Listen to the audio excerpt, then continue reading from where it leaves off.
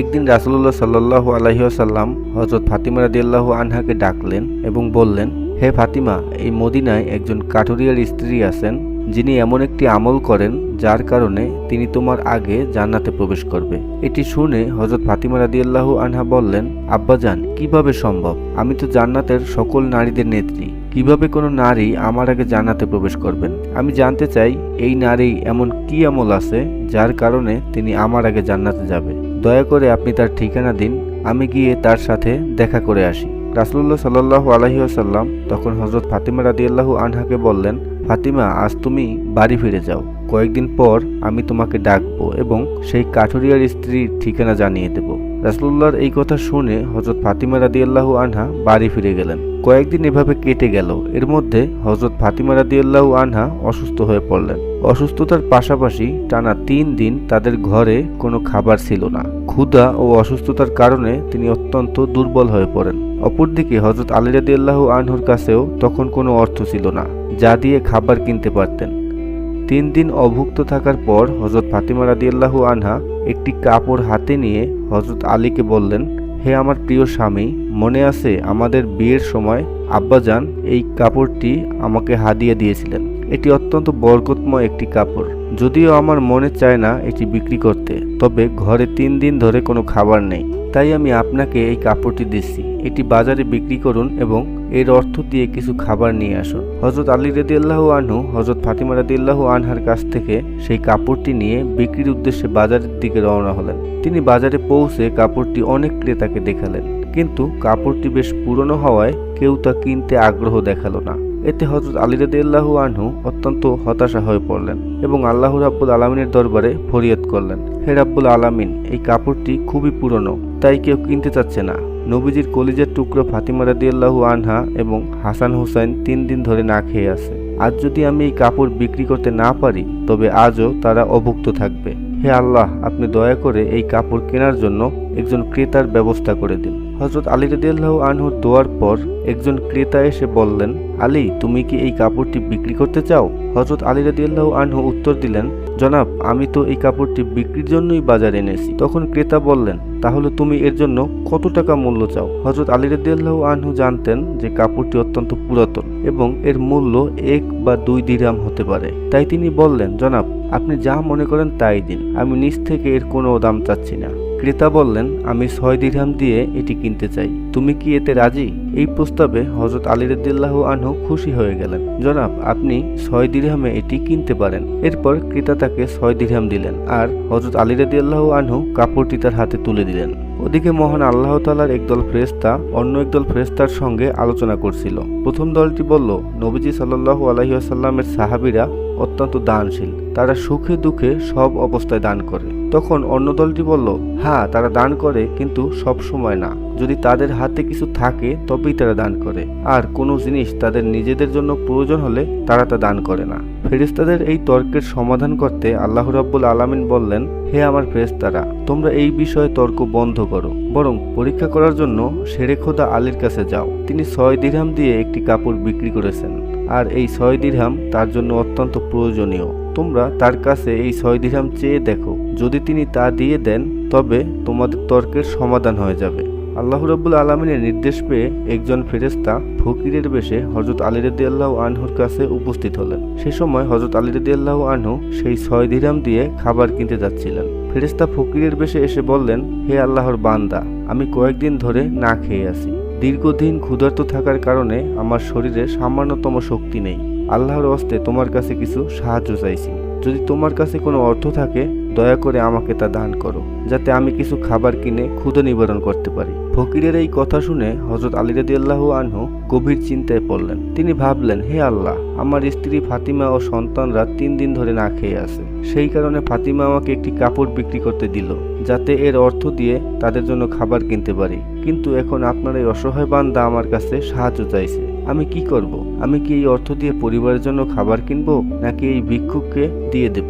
অবশেষে তিনি সিদ্ধান্ত নিলেন, আল্লাহ আমার উত্তম অভিভাবক, আমি এই 6 দিরহাম ভিক্ষুককে দান করে দিই। আল্লাহ নিশ্চয়ই আমার জন্য উত্তম ব্যবস্থা করবেন। এরপর তিনি সেই 6 দিরহাম ভিক্ষুককে দান করে দিলেন। এরপর হযরত আলী রাদিয়াল্লাহু আনহু চিন্তিত মনে সামনের দিকে হাঁটতে লাগলেন।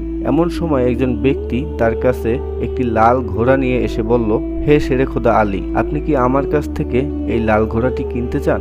হযরত আলী রাদিয়াল্লাহু আনহু উত্তর দিলেন, ভাই, আমি কিভাবে এটি কিনবো?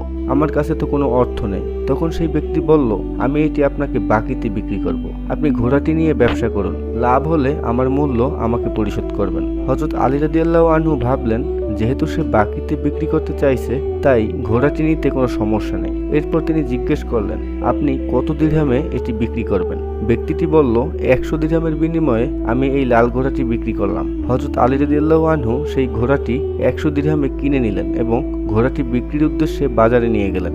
বাজারে পৌঁছে এক ব্যক্তি এসে বলল, হে শেরে খোদা আলী, আপনি কি এই ঘোড়াটি বিক্রি করতে চান? হযরত আলী রাদিয়াল্লাহু আনহু বললেন, আমি এই লাল ঘোড়াটি বিক্রি করার জন্যই এনেছি। তখন সেই ব্যক্তি জিজ্ঞেস করলো, আপনি কত দিরহামে এটি বিক্রি করবেন? হযরত আলী রাদিয়াল্লাহু আনহু দাম না বলে বললেন, আপনি কত দিরহামে এটি কিনতে পারবেন? তখন সেই ব্যক্তি বলল, আমি এই ঘোড়াটি 160 দিরহামে কিনতে চাই। হযরত আলী রাদিয়াল্লাহু আনহু মনে মনে চিন্তা করলেন, আমি তো ঘোড়াটি 100 দিরহামে কিনেছি, আর এই ব্যক্তি 160 দিরহামে কিনতে চাইছে, এতে তো আমার 60 দিরহাম লাভ হবে। এরপর তিনি বললেন, ভাই, আমি এটি 160 দিরহামে আপনার কাছে বিক্রি করলাম। এই প্রস্তাবে উভয়ের সম্মতি হলে হযরত আলী রাদিয়াল্লাহু আনহু ঘোড়াটি বিক্রি করে দিলেন। সেই ব্যক্তি 160 দিরহামের বিনিময়ে হযরত আলী রাদিয়াল্লাহু আনহুর কাছ থেকে ঘোড়াটি কিনে নিলেন। হযরত আলী রাদিয়াল্লাহু আনহু এরপর ঘোড়াটি যার কাছ থেকে 100 দিরহামে কিনেছিলেন তাকে সেই অর্থ পরিশোধ করলেন। তারপরও তার হাতে রয়ে গেল 60 দিরহাম। তিনি 6 দিরহাম আল্লাহর রাস্তায় দান করেছিলেন, আর আল্লাহ তাআলা তার বিনিময়ে তাকে 10 গুণ বৃদ্ধি করে 60 দিরহাম ফিরিয়ে দিলেন। এরপর সেই 60 দিরহাম দিয়ে তিনি বিপুল পরিমাণ খাদ্য কিনলেন এবং তা নিয়ে বাড়ির পথে রওনা হলেন। যখন তিনি এত পরিমাণ খাদ্য নিয়ে বাড়ি ফিরলেন, তখন হযরত ফাতিমা রাদিয়াল্লাহু আনহা বললেন, হে আলী, আমি তো আপনাকে যে কাপড়টি বিক্রি করতে বলেছিলাম তার মূল্য দিয়ে এত খাবার কেনা সম্ভব নয়। আপনি এত পরিমাণ খাবার কেনার অর্থ কোথায় পেলেন? আগে আমাকে এই বিষয়ে জানান, তারপরে বাড়িতে প্রবেশ করবেন। হযরত আলী রাদিয়াল্লাহু আনহু বললেন, ফাতিমা, আগে আমাকে বাড়িতে প্রবেশ করতে দাও, তারপর আমি পুরো ঘটনা তোমাকে খুলে বলবো। কিন্তু হযরত ফাতিমা রাদিয়াল্লাহু আনহা বললেন, আপনার আগে পুরো ঘটনা বলা প্রয়োজন, তারপরই আপনি বাড়িতে প্রবেশ করতে পারবেন। হযরত আলী রাদিয়াল্লাহু আনহু বললেন, ফাতিমা, তুমি তো ভালো করেই জানো তোমার স্বামী আলী কখনো অবৈধ কোনো উপায়ে অর্থ উপার্জন করতে পারে না। আমি যে পন্থায় এই অর্থ উপার্জন করেছি তা পুরোপুরি বৈধ, এই বিষয়ে সন্দেহ করার কোনো কারণ নেই। তবে হযরত ফাতিমা রাদিয়াল্লাহু আনহা তার এই কথাগুলো সহজে মেনে নিতে চাচ্ছিলেন না। এর কিছুদিন পর নবীজি সাল্লাল্লাহু আলাইহি ওয়াসাল্লাম হযরত ফাতিমা রাদিয়াল্লাহু আনহাকে তার দরবারে ডাকলেন এবং বললেন, হে ফাতেমা, তোমার কি মনে আছে আমি কিছুদিন পূর্বে তোমাকে বলেছিলাম যে একজন কাঠুরিয়ার স্ত্রী তোমার পূর্বে জান্নাতে প্রবেশ করবে? হযরত ফাতেমা রাদিয়াল্লাহু আনহা বললেন, আব্বাজান, অবশ্যই আমার মনে আছে। আমি সেই কাঠুরিয়ার স্ত্রীর সঙ্গে সাক্ষাৎ করার জন্য অধীর আগ্রহে অপেক্ষা করছি। দয়া করে আপনি আমাকে তার ঠিকানা দিন, যাতে আমি তার সাথে দেখা করতে পারি। সে কি এমন আমল করে যার কারণে সে আমার পূর্বে জান্নাতে প্রবেশ করবে? তখন নবী সাল্লাল্লাহু আলাইহি ওয়াসাল্লাম বললেন, ফাতেমা, কোনো এক নির্জন জঙ্গলে সেই কাঠুরিয়া এবং তার স্ত্রী বসবাস করে। তুমি যাও, তার সঙ্গে সাক্ষাৎ করে এসো। রাসূলুল্লাহ সাল্লাল্লাহু আলাইহি ওয়াসাল্লাম থেকে সেই কাঠুরিয়ার স্ত্রীর ঠিকানা পেয়ে হযরত ফাতেমা রাদিয়াল্লাহু আনহা তার সঙ্গে সাক্ষাতের উদ্দেশ্যে রওনা হলেন। যখন তিনি কাঠুরিয়ার বাড়িতে পৌঁছালেন, তখন হযরত ফাতেমা রাদিয়াল্লাহু আনহা সালাম দিয়ে বললেন, বাড়িতে কি কেউ আছেন? আমি নবীর মেয়ে হযরত ফাতেমা বলছি, আমি কি বাড়ির ভিতরে আসতে পারি? বাড়ির ভিতর থেকে আওয়াজ এলো, আমি পরম সৌভাগ্যবান যে আমার বাড়িতে নবীর মেয়ে হযরত ফাতেমা আগমন করেছেন। হে আল্লাহর নবীর মেয়ে, আপনি বলুন কেন আমার বাড়িতে আগমন করেছেন? হযরত ফাতেমা রাদিয়াল্লাহু আনহা বললেন, আমি আপনার সাথে দেখা করতে চাই, দয়া করে আমাকে ভিতরে আসতে দিন। তখন কাঠুরিয়ার স্ত্রী বললেন, হে আল্লাহর নবীর মেয়ে, আপনি জান্নাতের সর্দারিনী, আপনার সাথে দেখা করার তীব্র আগ্রহ এবং ইচ্ছা আমারও আছে, কিন্তু তবুও আমি আপনাকে ঘরে আসার অনুমতি দিতে পারি না, কেননা এটি আমার স্বামীর ঘর এবং আমি আমার স্বামীকে না বলে কোনো মানুষকেই ঘরে ঢোকার অনুমতি দিতে পারি না। দয়া করে আপনি আগামীকাল আসুন, আমি আমার স্বামীর কাছ থেকে আপনার ব্যাপারে অনুমতি নিয়ে রাখবো। যদি আমার স্বামী অনুমতি দেন তবে কেবলমাত্র আপনাকে ঘরে প্রবেশ করার অনুমতি দিতে পারবো। কাঠুরিয়ার স্ত্রীর কাছ থেকে এই কথা শোনার পরে হযরত ফাতেমা রাদিয়াল্লাহু আনহা বাড়ি ফিরে গেলেন। দ্বিতীয় দিন যখন তিনি কাঠুরিয়ার স্ত্রীর সাথে দেখা করতে বাড়ি থেকে বের হলেন, তখন তার বড় পুত্র হযরত হাসান রাদিয়াল্লাহু আনহু তাকে জড়িয়ে ধরে বললেন, আম্মাজান, আপনি কাল কোথায় গিয়েছিলেন? আপনাকে আমি খুঁজে পাচ্ছিলাম না। আপনি যেখানে যাচ্ছেন দয়া করে আমাকেও আপনার সাথে নিন। হযরত ফাতেমা রাদিয়াল্লাহু আনহা তখন তার বড় পুত্র হযরত হাসানকে সঙ্গে নিয়ে কাঠুরিয়ার স্ত্রীর বাড়িতে পৌঁছালেন। তিনি সালাম দিয়ে বললেন, বাড়িতে কি কেউ আছেন? আমি নবীর মেয়ে ফাতেমা বলছি এবং আমার সাথে আমার বড় পুত্র হাসান আছে। আমি কি বাড়ির ভিতরে আসতে পারি? ভিতর থেকে আওয়াজ দিয়ে কাঠুরিয়ার স্ত্রী বললেন, হে নবীর মেয়ে ফাতেমা, আপনার সাথে দেখা করার আগ্রহ আমার আছে। গতকাল আমি আমার স্বামীর কাছ থেকে আপনার ব্যাপারে অনুমতি নিয়েছিলাম, কিন্তু আপনি যেহেতু আপনার বড় পুত্র হাসানকে নিয়ে এসেছেন, তার ব্যাপারে আমি আমার স্বামীর কাছ থেকে অনুমতি গ্রহণ করিনি। তাই আমি আপনাকে ঘরে প্রবেশ করার অনুমতি দিতে পারি, কিন্তু আপনার পুত্র হাসানকে অনুমতি দিতে পারি না। দয়া করে আপনি আগামীকাল আসুন। আপনার পুত্র হাসানের ব্যাপারে আমার স্বামীর কাছ থেকে অনুমতি নিয়ে রাখবো। কাঠুরিয়ার স্ত্রীর কাছ থেকে এই কথা শোনার পর হযরত ফাতেমা রাদিয়াল্লাহু আনহা আবার বাড়ি ফিরে গেলেন। পরের দিন যখন তিনি কাঠুরিয়ার স্ত্রীর সাথে দেখা করার জন্য রওনা দেবেন, তার ছোট ছেলে হযরত হোসেন রাদিয়াল্লাহু আনহু তাকে জড়িয়ে ধরে বললেন, আম্মাজান, আপনি 2 দিন ধরে কোথাও যাচ্ছেন, আমি আপনাকে খুঁজে পাচ্ছি না। আজকে আপনি আমাকেও সঙ্গে নিয়ে যান। হযরত ফাতেমা রাদিয়াল্লাহু আনহা তখন তার 2 পুত্র হযরত হাসান ও হোসেনকে সঙ্গে নিয়ে আবারও কাঠুরিয়ার বাড়িতে পৌঁছালেন। তিনি বাহির থেকে সালাম দিয়ে বললেন, বাড়িতে কি কেউ আছেন?